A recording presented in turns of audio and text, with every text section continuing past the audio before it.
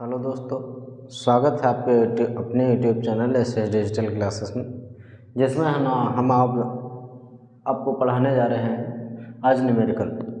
ठीक है, तो जैसा कि हमारा चैप्टर चल रहा था इलेक्ट्रिसिटी, जिसमें हमने मैक्सिमम थ्योरी को कवर कर चुके हैं और हमने आपको वादा किया था कि आपको अब जो चीज़ें मिलेंगी वो सिस्टमैटिक तरीके से और चैप्टर वाइज मिलेंगी। तो इसकी थ्योरी लगभग हम पढ़ा चुके हैं और हम आज आपको पढ़ाने जा रहे हैं इसके न्यूमेरिकल्स भी मैंने करवाए थे, तो मैंने ओम्स लॉ और बेसिक क्वेश्चंस करवा दिए थे। आज हम आपको कराने जा रहे हैं सीरीज कम्बिनेशन और पैरेलल कम्बिनेशन के क्वेश्चंस। सीरीज कम्बिनेशन में हमने आपको बताया था कि रेजिस्टेंस को हम इंड टू इंड ऐड करते हैं, जैसे R1, R2, R3। क्लियर है? इसका जो हमारा फॉर्मूला आया था वह था R1 plus R2 plus R3 so on. इस तरीके से हमने आपको बताया था कि सीरीज कम्बिनेशन क्या होता है, पैरेलल कम्बिनेशन क्या होता है, और इसके लिए हम लोगों ने फार्मूला प्रूफ किया था। यह आया था सीरीज कम्बिनेशन के लिए, और पैरेलल कम्बिनेशन भी हम लोगों ने प्रूफ किया था इस प्रकार।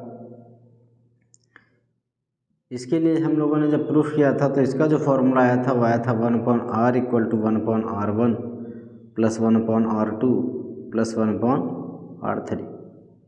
तो हम आज इसी से रिलेटेड कुछ क्वेश्चंस करने वाले हैं। अच्छा, ये जो फॉर्मूला कैसे आया इसकी प्रूविंग हम पिछले वीडियो में करा चुके हैं, तो जो बच्चे आज हमारे लिए नए हैं वो इसकी पिछली क्लास को ज़रूर देख लें, ताकि उनको समझ में आए कि हम ये किस चीज़ के बारे में बात कर रहे हैं। और जो बिल्कुल नए हैं हमारे साथ, वो इस वीडियो को ज़रूर, इस चैप्टर की जितनी भी वीडियोस हैं, शायद 3 हैं, तीनों को ज़रूर देख लें, और उसके बाद जब आप इस क्लास को देखेंगे तो आपको ज़्यादा बेहतर तरीके से समझ में आएगा। ठीक है, तो आज हम बात करने जा रहे हैं न्यूमेरिकल की, mainly on the basis of series and parallel combination. तो सीरीज कम्बिनेशन क्या होता है, जिसमें हम रेजिस्टेंस को इंड टू इंड ऐड करते हैं, और पैरेलल कम्बिनेशन क्या होता है जिसमें सभी रेजिस्टेंस के एक पॉइंट को वन एंड को एक पॉइंट से और अदर एंड को सेकंड पॉइंट से कनेक्ट करते हैं। सीरीज कम्बिनेशन और पैरेलल कम्बिनेशन की प्रूविंग हम करा चुके हैं। आज हम बात कर लेते हैं न्यूमेरिकल्स की। तो जैसा कि पहला न्यूमेरिकल आपके सामने है, क्वेश्चन नंबर 1 कह सकते हो। क्वेश्चन दिया है, find in the given circuit, दिए गए परिपथ में ज्ञात कीजिए। पहला है इक्विवेलेंट रेजिस्टेंस। पहला क्या निकालना है? इक्विवेलेंट रेजिस्टेंस, जिसको हिंदी में बोलते हो तुल्य प्रतिरोध। क्या बोलोगे? तुल्य प्रतिरोध। क्लियर है? सबसे पहले हमको निकालना है इक्विवेलेंट रेजिस्टेंस, तुल्य प्रतिरोध। Second point, current in the circuit, इस परिपथ में धारा कितनी होगी। और third point, potential at the ends of the conductor of resistance 3 ohm. Clear है? तो ये सर्किट आपको दिया है, इन तीनों क्वेश्चंस को आपको सॉल्व करना है। तो हम शुरुआत करते हैं। सबसे पहले देखो, सबसे पहले हम कहाँ गएंगे, यहाँ पर, और इसमें देखेंगे कि हमारे पास 2 ओम और 2 ओम, ये दोनों किस में हैं। देखेंगे 2 ओम, 2 ओम किस में है, तो ये है पैरेलल कम्बिनेशन में। पैरेलल को आप बोलते हो समांतर क्रम। क्लियर है? ये किस में है?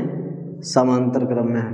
अब आपको पता है समांतर क्रम का जो फॉर्मूला होता है वो होता है 1/r equal to 1/r1 plus 1/r2। जो कि याद रखना कि अभी ये टोटल रेजिस्टेंस तो है नहीं, इसके अलावा हमें अभी 1 ओम भी ऐड करना है, उधर से 3 ओम भी ऐड करना है, तो इसको आप r डैश अज्यूम कर लेना। ऐसा बाउंडेशन नहीं है कुछ अलग अज्यूम करना है, तो R1 R2 सीरीज हम इधर रखेंगे, उधर R dash, R double dash, triple dash, ऐसे करके हम लोग मानते चले जाएंगे। क्लियर है? तो 1/r डैश की अगर हम बात करेंगे तो 1/r1 कितना हो गया 2 और प्लस 1/r 1/2। अब इसका एलसीएम ले लीजिए, तो 2 और 2 का एलसीएम 2 आ जाएगा। जब डिनोमिनेटर सेम हो तो न्यूमरेटर आप वैसे ही लिख लेते हैं, ये हो जाएगा 2/2।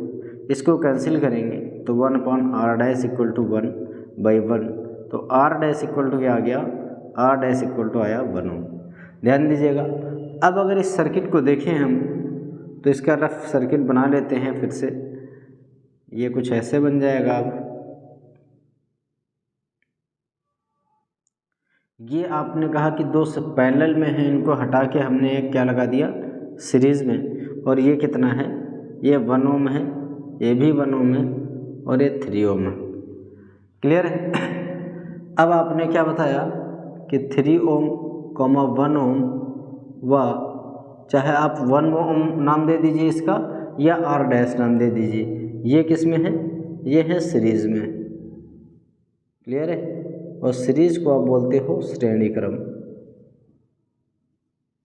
ठीक, तो अब श्रेणी क्रम का फॉर्मूला आपको पता है, R बराबर R1 plus R2 plus R3। ध्यान दीजिएगा, जैसे हमने इधर से नाम देना स्टार्ट किया, क्योंकि इसका अब अगर इसको हम R1 मान लेते हैं तो ये क्या माने थे, R डैश, तो यहाँ R2 ना लिख के R डैश लिख दीजिएगा। हालांकि आप फॉर्मूला नहीं भी लिखेंगे तो भी पहली बार में फॉर्मूला लिखना है, वापस नहीं लिखते हो तो कोई दिक्कत नहीं है। ठीक है। इसके बाद ध्यान दीजिए, क्या कोई और रेजिस्टेंस भी ऐड करना है, नहीं। तो जब इसके बाद कोई रेजिस्टेंस हमको ऐड नहीं करना है तो हम इसको मान लेंगे इक्विवेलेंट। क्या मान लेंगे, इक्विवेलेंट। आप सफिक्स में लिख दीजिए ताकि हमको ये रहे कि ये तुल्य प्रतिरोध है, कुल प्रतिरोध है जो हमको निकालना है। तो R ये दिया है 3 ओम प्लस 1 ओम प्लस 1 ओम, तो R इक्विवेलेंट कितना आ गया, इसको आप ऐड करेंगे 415 ओम। ये हो गया क्वेश्चन नंबर 1। क्लियर है। ये फर्स्ट का आंसर आ चुका है और उम्मीद करते हैं कि आपको आसानी से समझ में भी आ चुका होगा। ये आपने क्या निकाल लिया, equivalent resistance of the circuit. Point number 2 की बात कर लेते हैं। पॉइंट नंबर 2 में आपको क्या निकालना है, पॉइंट नंबर 2 में आपको निकालना है करंट इन द सर्किट। तो देखिए आपको V दिया है क्वेश्चन में, आप देखिए तो यहाँ पर दिया है 10 वोल्ट, R आपने निकाल लिया है 5 ओम, I आपको निकालना है। तो I इक्वल टू क्या होता है, अब आपको पता है ओम्स लॉ से, I इक्वल टू होता है V अपॉन R। V दिया है 10, R दिया है 5, इसको आप कैंसिल कर दीजिए तो R आ गया है 2 एम्पियर। क्लियर है। ये हो गया आंसर नंबर 2। उम्मीद करते हैं कि आपको भी ये भी बहुत आसानी से समझ में आ गया होगा। पॉइंट नंबर 3 की बात कर लेते हैं हम। ठीक है, ये देखिए चीज़ समझ में आ गई ना। देखिए V दिया है आपको, ये आपको डायग्राम में दिया है, V दिया है 10 वोल्ट, तो आपने कहा V दिया है 10 वोल्ट, R दिया है आपको 5 ओम, I निकालना है। तो I इक्वल टू होता है V अपॉन R। V कितना दिया है, 10 दिया है, R कितना दिया है 5, तो 5 से 10 को डिवाइड करें कितना आ गया, 2 एम्पियर। क्लियर है। अब हम बात कर लेते हैं पॉइंट नंबर 3 की, potential difference at the ends of the conductor of resistance 3 ओम। अब आपको 3 ओम में निकालना, इस वाले में निकालना है कि इसमें पोटेंशियल कितना होगा। तो ये पॉइंट नंबर 3 निकालने के लिए हम क्या करते हैं, लिख देते हैं V और सफिक्स में लिख देंगे 3 ओम। 3 ओम लिखने का मतलब क्या है कि हम सिर्फ और सिर्फ ये बता रहे हैं कि ये पोटेंशियल अक्रॉस 3 ओम की बात कर रहा है। तो इसको हम लिख देंगे I इंटू R और यहाँ भी सफिक्स में लिख दो 3 ओम। I कितना आया, तो I आया है 2 एम्पियर, और R किस R की बात कर रहे हो, तो 3 ओम की बात कर रहे हो। तो V3 कितना आ गया है, V3 आ गया है 6 वोल्ट। ये हो गया आंसर। हम साइड हो जा रहे हैं, आप अपना स्क्रीनशॉट ले लीजिए और इन क्वेश्चनों को आप अपनी कॉपी में नोट डाउन कर लीजिएगा। हमने कहा कि ये क्वेश्चन बोर्ड के पॉइंट ऑफ व्यू से बहुत इंपॉर्टेंट क्वेश्चन है। ठीक है, तो आप उम्मीद करते हैं कि यह क्वेश्चन आपको आसानी से समझ में आ चुका होगा। फिलहाल हम नेक्स्ट क्वेश्चन की बात कर लेते हैं, जिसमें हम आपको अगले क्वेश्चन की बात करेंगे। और अगले क्वेश्चन में आपको निकालना है, देखिए अब हमारे पास ये कोई डिजिटल बोर्ड तो है नहीं कि हमारे पास क्वेश्चन पहले से ही लिखे हों, तो क्वेश्चन हमको अपने मन से लिखने पड़ेंगे, मीन्स हैंड राइटिंग से ही निकलने पड़ेंगे। फिर हम आपको ये क्वेश्चन नंबर 2 की बात कर लेते हैं हम। ठीक है, ये दूसरा क्वेश्चन है, दूसरे क्वेश्चन का डायग्राम हम बना देते हैं।